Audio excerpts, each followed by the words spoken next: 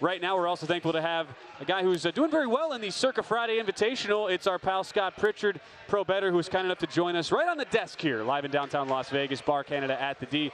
As we'll flash up the graphic here in a second, entering this week, Scott Pritchard, 43 points, 42, 33, and 2, your leader in the Circa Friday Invitational. Thanks so much, sir. You got the jacket looking great. Thanks for stopping by.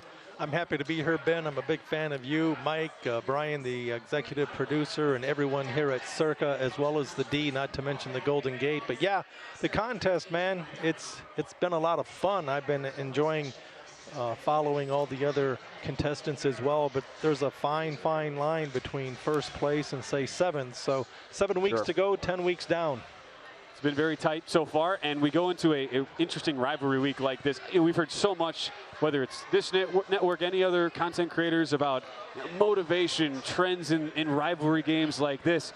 From your perspective, how much of that do you actually factor in when you're breaking down these rivalry week lines in general? It's one thing that I look at as far as recent history, trends, past history even from a year ago, interconference games and matchups, but there are so many things that I look at. It's just one thing amongst a myriad of factors that I look at, Ben. I've noticed through your contest play, Scott, that you tend to focus on totals, and I know Matt limits us to 4 college totals each week out of our 7 picks. In terms of your actual live betting repertoire and your volume of cash, how much is college football totals this time of year? With college and pro football, I primarily do mostly totals, but that's applicable, Mike, whether it's college and pro football, college and pro basketball. I tend to be a totals player. But fortunately, in regards to the contest, I've had success in the Westgate contest in the past, where, as you know, it's primarily just point spreads, NFL. So again, I do prefer college sides. When I bet sides, I generally lean on the points. Points mean more than opinions. But to your point, I'm a dog player. But I'm mainly a totals player if you're going to give me the choice. It is Live Bet Saturday. Scott Pritchard joining us right now on the desk. I think the one thing a lot of folks would be curious in is how, especially in college football, the way the market is set up, you'll see totals move 6, 8, 10 points without a doubt on multiple games every single week. So from your perspective, let's say you get to Friday. It's time to punch in, make the picks official. But you've seen a game move, say, from 64 all the way down to a 56, and that perceived value has been taken out of it. How do you still go about finding what games still are, in your opinion, good bets to make now that you've seen 5 days of market movement on them? It's a great question, and I have to tell you, it is very, very delicate. It is very, very challenging because you ultimately want to be on the move early or against it late. So by the time Friday at noon rolls around, Ben and Mike, the line has been beat up. It's been shopped. Wise guys, sharp players, unfair advantage players like myself, we tend to bet early or we tend to bet extremely late, never on a Friday between noon and 3. That's what makes this contest so challenging. 16 of the world's best going head-to-head for the famous green jacket and $25,000 in cash. But it is very, very hard. And again, but it's a lot of fun for sure. No doubt. What, in your previous life, before you became a professional bettor in Las Vegas, give us some of your background. What did you do? Well, it's interesting. I was born and raised on a farm in northeast Iowa, Decorah, Iowa, population 8,212, including livestock. But I have to tell you that I've been a professional sports bettor in Las Vegas for the past 30-plus years, but I've always bet. Growing up in northeast Iowa, study hall, raising my hand to visit upperclassmen, to dissect the lines, pretty much was taken advantage of, but that's how you learn. Yeah. You learn from your mistakes, and no one has made more mistakes in life than me. My dad worked at a large plant, St. Regis Paper Company in Dubuque, and would run parlay cards, right? He'd do the parlay cards for the whole plant and all that, and he would have me grade them. I mean, I remember at 7 years old, I was grading all the parlay cards on Sunday afternoon. Yeah, so I started picking up on it young as well. Great. How about that? Again, small world, amazing. A couple of Iowans and a Wisconsinite here on the desk today. Specific to college football, just talking about your process in general, because I always get the sense, as far as professional bettors for college football specifically, you have one side of it where you go purely reading the market, and you see college football a very inexact science where situational trends tend to matter more than, say, pro football. But you also have folks that are understanding, they know the rosters 1 through 100 of every single FBS team in the country. What sort of side of the aisle do you find yourself on? What's kind of your general process in a college football landscape that is so deep? Well, that is the point. It's very, very deep.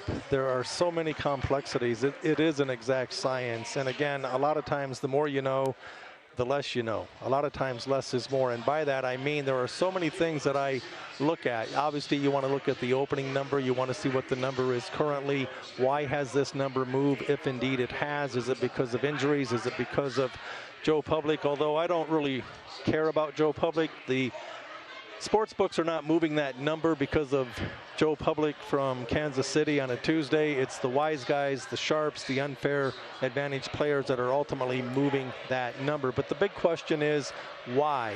And in a contest, you have to look at where's the number right now and where is it most likely to go. My goal and objective, conducive and similar to the stock market, is ultimately to challenge myself to beat the index. If I can beat the closing number, regardless what happens long term, I'm going to be a winner.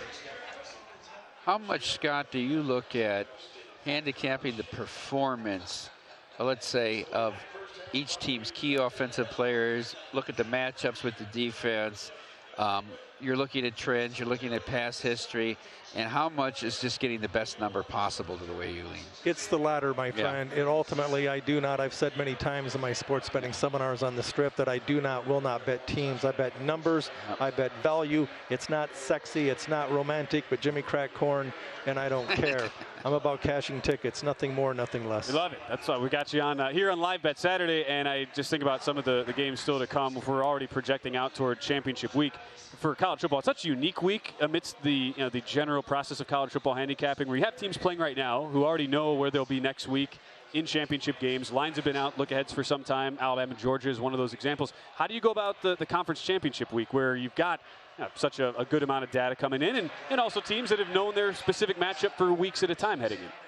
When in doubt, this time of year, take the dog, take the points. I will say that I did have a play yesterday. I like Nebraska at home playing for something, trying for the bowl eligibility factor. Iowa playing for less than nothing. 9 of their 11 games had gone under. They went under again yesterday. I was looking good, feeling good late. Nebraska driving, going to kick the game-winning field goal, throws a brain-dead INT. And that's the thing you cannot forecast, Mike, Ben. This is so challenging. If you can determine and figure out in advance who's going to turn the ball over more, that is probably the number one thing. If you turn the ball over, you're not going to win, and you're certainly not going to cover.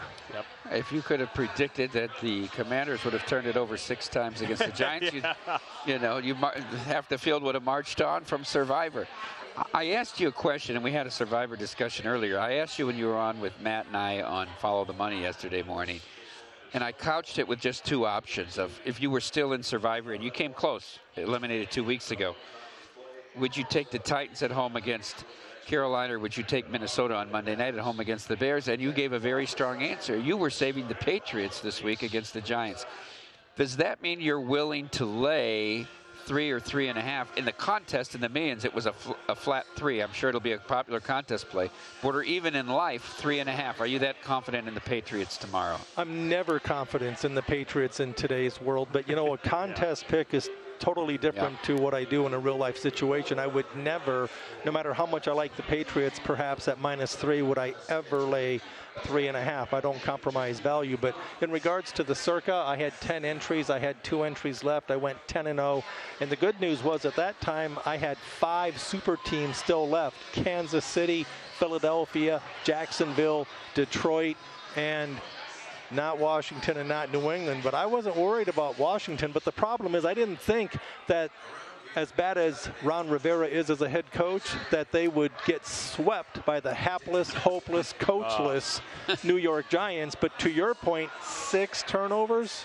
You can't beat Little Sisters of Mary if you turn it over 6 times. So it's a tough proposition. That's why you started the segment talking about how the separation between top and mediocre, or guys that have already been cut from the Circa competition, it's extremely tight. And we'll get into in our next segment here some of the plays you still have coming. There's one game on the card that is yet to get underway. We thank you, by the way, for coming in. I'm sure the sweats are real at this time on a college football Saturday, so thanks for doing this. Want to get your thought when we come back here on a game still to come tonight, because we have intriguing matchup here in the Kansas-Cincinnati matchup, where there might not be a ton of like bowl eligibility things at stake, but you can always find an angle, and that's what I want to get into with Scott Pritchard up next. We'll talk about some specific games, talk about what's worked, what hasn't in this particular week on the college football slate. We'll discuss Kansas-Cincinnati, break down some other games on the night card with our pal Scott Pritchard when you come back on Live Bet Saturday.